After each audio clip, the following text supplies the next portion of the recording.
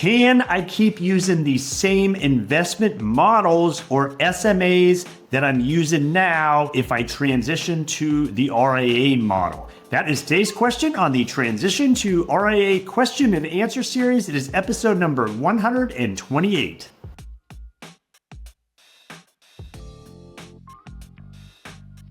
Hi, I'm Brad Wales with Transition to RIA, where I help you understand everything there is to know about why and how to transition your practice to the RIA model. If you're not already there, head on over to transitiontoria.com, where you can find all of the resources I make available from this entire series in video format, podcast format. I have articles, I have white papers, all kinds of things to help you better understand the model. Again, transitiontoria.com.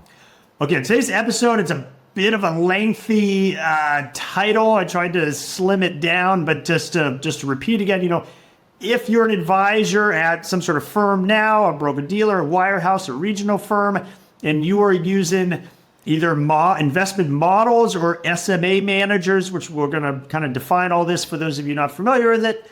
If you were to transition your practice to the RIA model, could you keep using those same models or managers? And so just kind of high level, keep in mind, it was certainly in the RIA model in most cases, depends on what kind of firm you're at and if they allow you to choose between these two methods.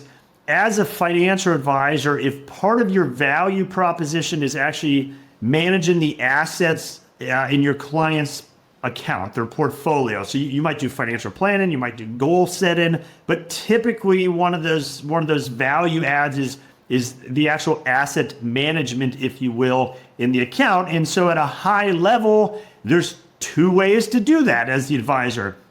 You can perhaps choose to manage those assets yourself, and that is something that some advisors are very passionate about. They feel that is a big part of their value proposition. Maybe they have a very specific investment style or investment approach where they feel they add a lot of value. And so part of what they're telling those prospective clients is, hey, come, here's everything we can do for you. We'd love to have you as a client. Here's your financial planning or whatnot. And for your investment management, here's how we're going to do that for you. And there are many practices RIAs out there that is the approach used. Other advisors say, hey, that's not a passion of mine. That's not something I'm maybe necessarily even good at or that I necessarily want to spend my time doing, but that is a part of the value add for the client relationship. And so I do need these assets managed, but as opposed to doing it myself, I'm going to rely on essentially third-party solutions. Typically that's investment models created by a third party or SMA managers, which again, I'll define in just a second. And my job as the financial advisor is to do the due diligence on these investment models or these managers and make sure that they are going to provide the value I expect to be able to deliver to my clients. But ultimately, they are the one doing the underlying maybe investment analysis or making changes to the portfolio or whatever the case is. So if you are currently using or creating your own models, if you're in that first camp, you are either making every account, every relationship is kind of a bespoke portfolio. There's no kind of consistency across all the client accounts. Clearly, you can carry on that same approach if you transition your practice to the RIA model. Or if you do like maybe kind of a model approach where because again, that's your decision that you've decided to make your own investment style. Maybe you've created 5 models that you do manage yourself and you got your conservative model and your aggressive model and a couple in between. Well, if they are your models, there's no reason you for sure can carry that over into the RIA space if you were to transition your practice. Now, there's some logistics involved with that of, okay, well, how do you actually implement your models and how do you facilitate the trade and what might those costs be? And I can do it. I need to maybe just do a whole separate episode on that. But this episode is more focused on if you do outsource to some sort of third-party solution, can you replicate that all kind of over as is? So that's what we're going to kind of be diving into here on this episode. And so again, the two kind of easy ways to describe it's typically some sort of model. The kind of the jargon you hear nowadays is a model marketplace where perhaps at whatever firm you're at now, they have procured a number of models that you have to choose from, maybe some that they've created themselves, the firm themselves. Maybe they've gone out in the marketplace. BlackRock, American Funds, all is just two easy examples of third parties that make models that you can say, okay, hey, I've done my due diligence on the available models I have to choose from, and I like this particular one. That's how we're going to trade this particular client's account. And so that model marketplace exists out there. And then there's other advisors that maybe don't use that at all, or they use that for some clients, but also choose to use what's often referred to as SMA, so separately managed account managers, so SMA managers, where that is kind of a more direct one-on-one type relationship where there's a third-party manager. You're saying, okay, hey, I've done my due diligence on you. I like your style. I like your track record, whatever the case is. And hey, you SMA manager are actually going to be trading this account, and I did my due diligence on you up front, and part of my value add is to continue to do due diligence on you over time, make sure you're still the best for my client. But it's relying on that third party to do that. And then you might have heard of a UMA, Unified Managed Account. That is essentially a collection of SMA managers all within one account.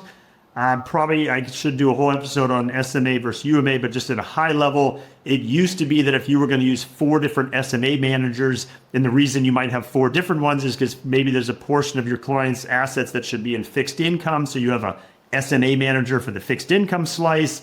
Then you have maybe an equity manager for the domestic equities, and maybe you choose another manager for the international equities. And it used to be in most instances you had to open a separate account for each one of those managers. A UMA account, which is relatively new. I mean, it's been around, at least a decade or so, but where the idea is, hey, within one account, for simplicity for the client, you can have these often referred to as sleeves of different SMA manager sleeves. So it's all in one account, but yet you can still extract out, for instance, performance data based on each of those sleeves, and then however you want to present that to the client. But again, the idea being whether that was what you're using, a UMA that's made up of SMA managers, can you replicate that if you move over into the RIA model? And so the short answer with some caveats, which I'll finish off with, is generally yes, but there's due diligence required to make sure that is going to be possible to do. So the primary kind of hurdle, if you will, of saying, hey, this is the third-party model or the third-party SMA/UMA approach I'm using now, if I transition my practice to the RIA model, the primary hurdle, if you will, is literally how to access that similar solution. And so there's a couple ways to maybe do that. So one is dependent on what custodian you choose to use. A big part of my value add is helping you understand all the different custodians in the marketplace and why you might choose one over the other, what might be a better fit for your practice. And part of one of those decided variables is you might look towards your custodian to say, hey, have you built out, custodian, a model marketplace out there that has a lot of the models available in the industry? Or, hey, custodian, have you built out a platform that procures dozens, if not hundreds of the SMA managers out there? And so if I'm using this SMA manager over here at my current firm, can I just move the account and use your often referred to as kind of a TAMP platform to access that same SMA manager? And if so, and I'll get to there's maybe some cost considerations, but if so, there's your answer. Okay, yes, I'm using manager XYZ's large cap core approach, and I want to use the same managers, same portfolio over here, and that can map over from one to the other. So the first place you might look and say, hey, custodian, do you have that, again, either a model marketplace or a platform of SMA managers? Now, depending on your custodian, they may either don't have that at all, or you don't like how their platform works for accessing those, or you just want to use a third party, and there's different reasons you might choose to do that. So you might also consider saying, okay, hey, I'm going to have a custodian, but I'm actually going to use a third party, often referred to as a TAMP. You got to be very careful with the word TAMP. I've done a separate episode on what is a TAMP. That term is used in several different ways. What I'm referring to it here is essentially a platform that procures whether it's models all in one place or managers all in one place, then you can say, hey, I have my custodian over here. They're going to hold the assets, but I'm actually going to use this third-party TAMP over here, and they're going to ultimately send the trade instructions to the custodian. So you need to make sure that that TAMP platform is integrated to work with the custodian. Again, don't let that intimidate you. I'll help you figure all that sort of thing out. But the idea being you don't have to access them through the custodian for whatever the reasons that you may or may not want to. You could go to, there's several third-party, essentially TAMP platforms in the marketplace. And so your due diligence at that point is to say, what am I using now? Again, what SMA managers am I using now? Hey, here's this third-party TAMP platform. Do they have those same managers available to me? Do they have those same portfolios available to me? And to the degree they don't have that, hey, TAMP platform, or if you were doing this through your custodian directly, hey, could you add this manager that I'm currently using now? You guys don't currently have them. Could you add them to the platform? That's not a give me, but there's a potential to do that. But the idea being in a perfect world, they would already have that manager. You could just map it over and continue to use them.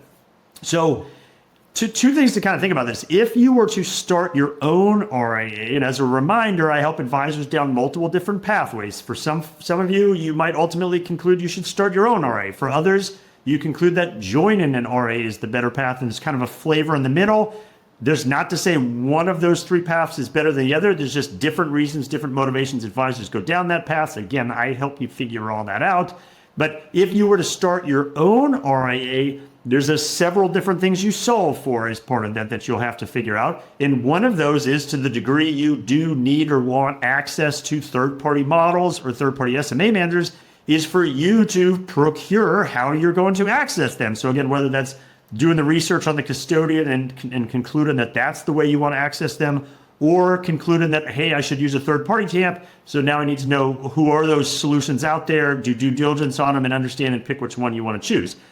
That's if you're starting your own RIA, and there's pros and cons to starting your own RIA, just as there's pros and cons to joining an RIA. Now, one of the benefits of joining an RIA is they've gone out in the marketplace and procured most of the things you will need from an infrastructure standpoint to run kind of the back behind the scenes of your practice. One of those being access to third-party models or SMA managers. And so if you were considering, it might make more sense to join an RIA, part of your due diligence on them is to say, hey, what have you procured for that? And can you, RIA, with what you've procured, replicate what I'm doing now as is? Or, by the way, no matter whether you're doing it your own RIA or joining one, if you can't do it exactly as is, maybe what's the next closest thing to that, and then you as the advisor can decide whether you like that and that'll work for you, or is that a deal breaker. But that's part of your due diligence. Say, what do I have now? What's available to me over here? Again, if you start your own RIA, you're going out there, you're kind of putting those pieces together. If you join an RIA, part of their value add is they've built that out for you. That is great as long as they can accommodate what you're seeking. If they can't accommodate it, then the fact they've built it out doesn't really help you. And that might be a reason that particular firm's not a solution for you, or maybe that's a reason you need, the pendulum has to swing back and you consider starting your own RIA. So again, lots of variables, but it is just part of the normal due diligence process of considering these kind of future pathways. I'll wrap up with just a few, I don't want to say takeaways, but just kind of additional things to think about. One, it's almost assured that if you were using some sort of proprietary models or a proprietary in-house investment guru or whatever at your current firm, that you likely won't be able to find those same models or that manager off on a new path, whether that's with another broker-dealer or an RIA path or whatever the case is. That's one of the reasons the large firms, and over time, it's kind of whittled down. There's not as much of this anymore as there once was. But that's one of the reasons they sometimes want to get you or talk you into using their in-house proprietary models, is because if you ever want to leave, you're going to have to change those models as part of your transition. And that makes you more sticky to them. And so they kind of shamelessly talk you into using their models. And there's some economic advantages to it as well. So it's not just entirely some malicious thing they're doing. But if they can talk you into using their proprietary models or some in-house chief investment officer portfolio that you can't access elsewhere. They are fully aware. They've never admit it. They never paint that as one of the reasons they want you to use these solutions. They're fully aware, though, it will be just an additional hurdle that you have to overcome if you were to ever leave is, okay, how am I going to, or what am I going to use instead of those? So if you're not currently using proprietary models or managers, I would suggest not starting. And if you are, and you have a long-term roadmap to maybe transition to wherever, away from that firm, whatever that other path is, and obviously it has to be what's in the best interest of the client, but is to try to move on from those proprietary approaches and either do it yourself or use third parties that are easily accessible elsewhere. So that's number one, careful with the proprietary models and managers. Number two is you have to compare costs. So just because you're using a manager now, and like I talked about, whether you're joining RIA and you're looking at different ways to access that manager or model for that matter, or you're starting your own RIA, whatever the case is, even if, hey, this manager is what I got now, and this manager is available over here, you still need to understand, okay, well what are the costs involved in that? So that can be tricky because what you might think you're paying to access that model or manager now can sometimes be blurred because whatever that, and it's usually a basis point fee, some of that might actually be going to your firm as kind of a profit center. You don't even realize that maybe that same manager through some other means you could actually access for a lower cost because it turns out your current firm is maybe still paying that same price to the manager, but they're baking in a couple extra basis points as essentially a profit center for their firm. Or they might be artificially providing it for very low because then they're giving you a lower payout. And so they're kind of making up more of their money on the payout side. So there's all kinds of different games, unfortunately, of how these things are priced out. So you can't just say, hey, I'm using this particular manager now and I'm paying 30 basis points for it, and then come over here and say, oh, wow, I did my research and yes, I can get the same manager, but whether less or more, but let's say it's more. Oh, but it's going to cost 35. Well, I don't want to do something that's going to cost me more, but you got to do the whole pie. But if your economics will go up significantly better from a payout perspective or however the economics are being built out than they were over here, you can effectively maybe lower your client fee to offset that and still be better off, perhaps much better off than you were over here. So you have to look at the total economics. Don't get blinded by just how it's expressed to you now, access to a model or an SMA manager or a UMA account situation, and what it would be over here. You have to consider all of the economics combined. And so this is just, I don't say all this to try to overwhelm you with, oh gosh, I got to figure all that stuff out. This is just part of the due diligence process of exploring the RIA model. As I say frequently on this, first you have to understand the model. Does it make sense for your practice? Is it even something worth you potentially exploring?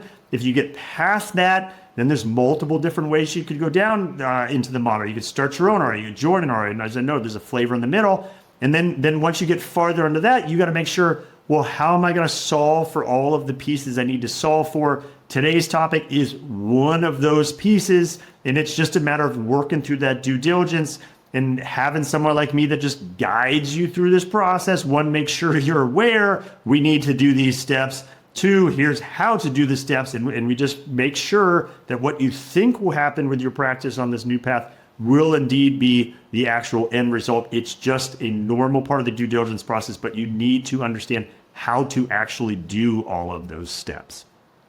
So with that, like I said at the top, my name is Brad Wales with Transition to RIA. This is the sort of thing I help advisors with all day long, is understanding all of these variables that go into this decision and helping advisors just like you extrapolate what that would mean for your practice specifically, because as I noted, there's all different kinds of ways advisors run their practices. So some of this is helpful on a high level generic basis, but it all comes down to what are you doing with your practice? What do you aspire to either continue to do, or maybe you want to do something different going forward? How do all these pieces come together? What's the due diligence required? Again, that's something I do day in and day out with advisors. Happy to have that type of conversation with you as well.